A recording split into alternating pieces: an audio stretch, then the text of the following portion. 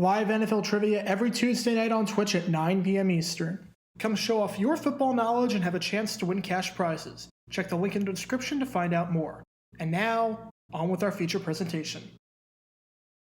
When you think of Jeff Hostetler, there's probably a few things that come to mind. You might think of him as the legendary backup for the New York Giants during the Bill Parcells era, who came off the bench at the end of the 1990 season to lead the team to Super Bowl XXV, where they won their second Super Bowl in franchise history. You might think of him as the Raiders quarterback during the mid-90s, who was there during the team's final season in Los Angeles and made it to the Pro Bowl. Or you might think of him as the man who threw maybe the unluckiest overtime pick six in NFL history, which only happened because his intended receiver collided with the referee.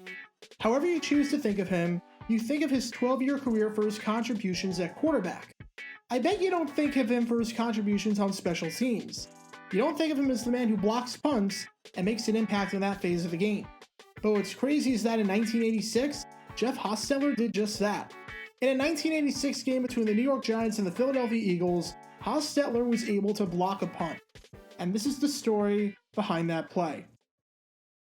Before I talk about the block punt itself, we need some context as to why on earth Hostetler was playing special teams to begin with. And our story starts with when the Giants first acquired Hostetler. The former Penn State and West Virginia quarterback was drafted by the Giants in the third round of the 1984 NFL Draft. Initially, he thought that he was being heavily coveted by the Giants. At the time the Giants drafted him, he was also being pursued by the Arizona Wranglers in the USFL. The USFL was able to lure Jim Kelly away from the NFL the year before, and they were hoping to get Hostetler away now. Initially, things were looking good for the Wranglers, as they offered way more money than the Giants did. But Hostetler still wanted to play in the NFL. As Hostetler's agent Robert Bennett said, "My philosophy is that when the Giant coaches see Jeff up close, they'll find out how valuable he is." Turns out that philosophy was right, as 1 month after minicamp, the Giants signed Hostetler to a 3-year deal worth $1 million. He made $267,000 as a rookie in salary and bonuses. Just to point out how absurd that is, the average salary in 1984 was $170,000. A third-round pick was making almost double what the league average was. As Hostetler said about the terms of the contract, "I can't complain."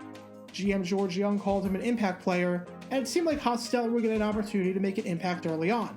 Remember, the Giants' situation at quarterback was an absolute mess heading into the 1984 season. Phil Simms was atop the depth chart, but who knew for how long that would be? Not only could Simms not stay healthy, as he missed all of the 1982 season and most of 1983 with injuries, but he was unhappy with Parcells and requested a trade during that 1983 campaign. They had Jeff Rutledge as the backup, but he was unremarkable, and that's putting it mildly. He had never won a game since entering the league in 1979, had thrown 7 touchdowns and 16 picks, and when he got his chance to start 4 games in 1983, he was dreadful. He even had an infamous 2020 tie on Monday Night Football against the St. Louis Cardinals, where he completed 43% of his passes, threw no touchdowns and 2 picks, and took 6 sacks, finishing with a passer rating of 39.2, which is worse than if he did nothing but spike the ball into the ground on every single play. In other words, Hostetler seemed like he was going to get a chance to play.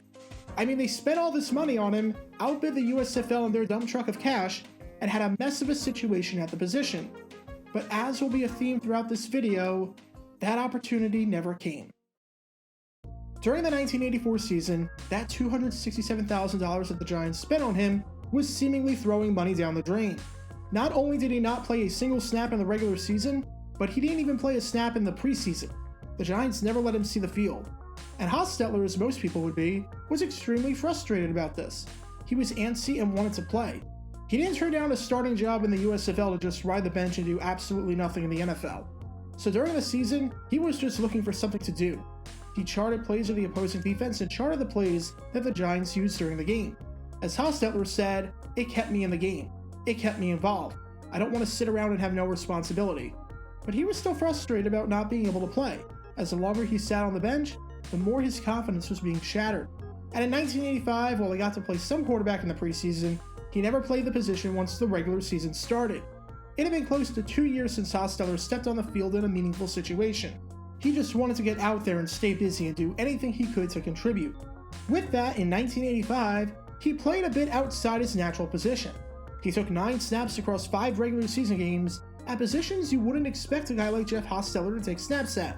During a game against the Bengals, after wide receivers Bobby Johnson and Phil McConkey got injured, Hostetler filled in at wide receiver, despite never catching a pass in college. His route tree was pretty limited, but he was getting reps. He also got to play on some onside kick coverages.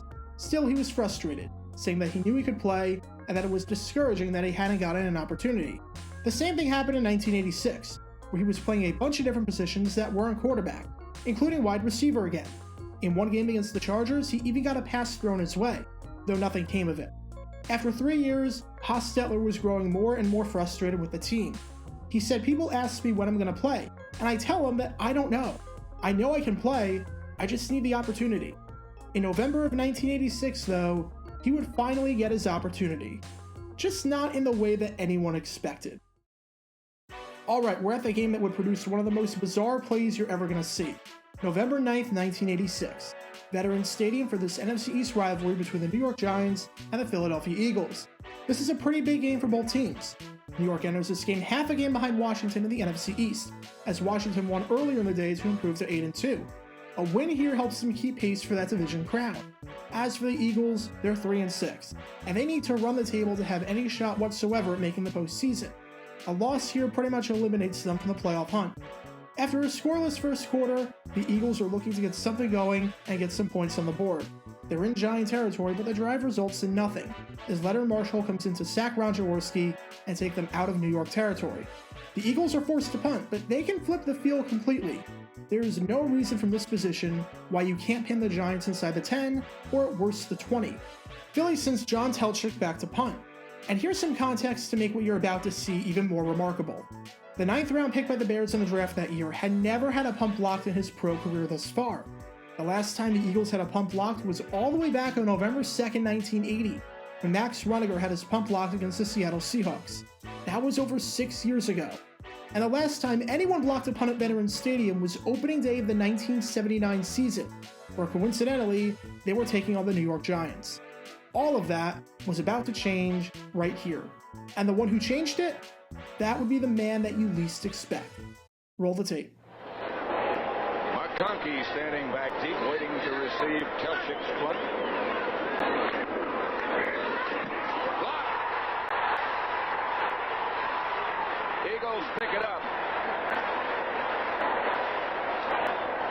Jeff Hostetler, number 15, the Giants' third quarterback, was the one who broke through to block it. That's right. Jeff Hostetler, the quarterback who was just dying to get on the field, blocked the first punt allowed by the Eagles in 6 years. The Giants took advantage of the short field. They scored a touchdown on an 18-yard run by Joe Morris, and they won the game 17-14. The turning point of the game was Hostetler's block punt out of nowhere. And after the game, all the talk on the Giants side was about Hostetler's block punt. Turns out, as you can probably expect, the block was a result of Philadelphia not being lined up right. They only had 10 men on the field. Hostetler happened to be uncovered. He had a free rush to the punter, and he said that when he saw that, he hurried up and got down to a 3-point stance because he didn't want the Eagles to see him. Clearly that worked because no one wound up seeing the quarterback. Eventually, Hostetler's days as a specialist and emergency receiver were numbered. Part of that would come from an incident that happened almost immediately after the game, when in practice just a few days later, he got injured and suffered a bruised elbow after running a pass pattern. Part of that was because he was able to show his value at the quarterback position. And eventually, this value would become well known when in 1990, after filling in for an injured Phil Simms, he guided the Giants to Super Bowl XXV. To many Giants fans, that's how they remember Hostetler, as the man who won the Super Bowl. But for many Giants fans, their first impression of him came from an entirely different position. For many Giants fans, their first impression of him was as a punt blocker. Be sure to like this video, ring the notification bell, subscribe down below if you haven't already, as it helps the channel out a lot, and be sure to check out Twitch every Tuesday night at 9 p.m. Eastern for a chance to play NFL trivia and win cash prizes. Link in the description below.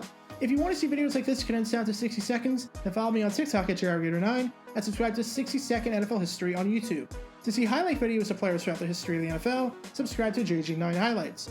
Also, special thanks to all of our Patreon supporters who help get the channel. Your support is greatly appreciated. So you can become a patron and request future video topics in the description below.